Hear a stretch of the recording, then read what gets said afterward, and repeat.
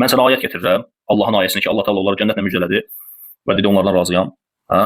Sən də mənə gətirsən ki, bəs niyə onda filan sahabəyə belə şey etdi, belə söz dedi, o ona niyə belə dedi? İkinci məsələ, misalım düzgün misaldır. Sən deyirsən ki, əhdə vəfasızlıqdır bu, Allahın əhdə vəfasızlıq etməsidir. Mən demişəm, xeyr, belə deyil. Əhdə vəfa o vaxt olur ki, Allah desin ki, siz ki, bəyət etmisiniz, iman gətirmisiniz, cihad etmisiniz, gedin kəf eləyin, hər nə günah etsəniz bundan sonra da mən sizdən razıyam. Sonra Muaviyə nasiblik eləsə, Siffin döyüşündə və sair sahabələr zamanı imamına qarşı çıxsalar, əhl-i beytə düşmən olsalar və Allah narazı olsa, bu əhdə vəfasızlıq olar. Onlar deyərlər, ya Allah, sən demişdin ki, nə edirsiniz eləyin, mən sizdən razıyam. Allah belə deməyib ki. Deməli, əhdə vəfasızlıq deyil. Həmçinin cahillik mənasında deyil. Niyə görə? Çünki şərt deyilən bir işdən ötürü zaten gələcəkdə nə olub-olmayacağı baxılmır. O misalda da o cürdür. O uşaqdan ötürü o ata razılıq elədisə, şərt nədir? Yəni bu şərt aradan keçsə, şərt nədir? İman, salih əməl. Aradan keçsə məşruط aradan gedir. Yəni nə? Yəni rizayət aradan gedir. Bu sənin bu misalların, sənin belə deməyin Allaha cahillik ya nisbət etməkdir, ya da Allahın vədinə xilaf çıxmaqdır. Yəni bunu demək istəyirsən. Hara fırladırsan fırlat, nəticə budur. Nə bilim Allah deməli idi ki, gedin nə istəyirsiniz eləyin. Belə bir şey şərt deyil ki, Allah Taala elə bir ayət nazil etsin. Yəni Allah Taala xüsusi olaraq mühacirləri, ənsarları zikr eləyir, fəzilətlərini zikr eləyir və xüsusi olaraq onlara cənnət vəd edir ki, onlar cənnət əhlidir. Vəssalam. Çünki Allah bilirdi ki, onlar elə əməli salih işlər görür və o iman üzərindədirlər, iman üzərində də öləcəklər. Öncədən bilirdi deyə Allah Taala ilə həyatdaykən onları cənnətlə müjdələdi.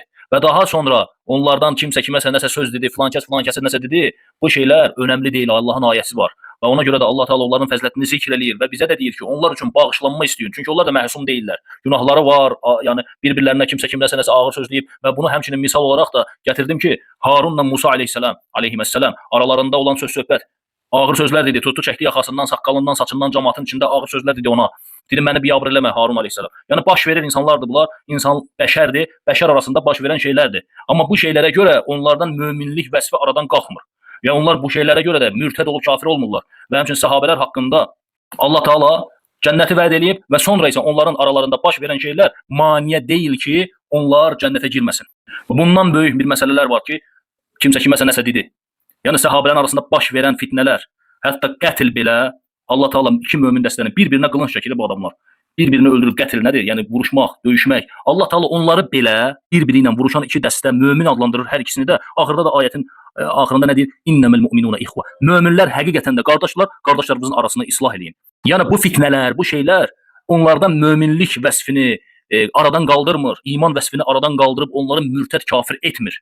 Yəni sən bunu başa düşmürsən və ya başa düşmək istəmirsən, təsirlənmirsən o Quranın təhrif etiqadında olan kafir alimlərindən ağzına nə gəldi danışırsan. Sən səhv başa düşmürsən. Sənin ağlında olan, elə sizin alimlər Quranın təhrif etiqadında olduqları üçün açıq şəkildə bu şeyləri deyirlər. Çünki onlar iman gətirməyiblər bu ayətlərə. Sən də onların yolunu gedirsən və cəmaata yayırsan, özünü də bədbəxt eləyirsən, nə bilim sənin ardında gedənləri də.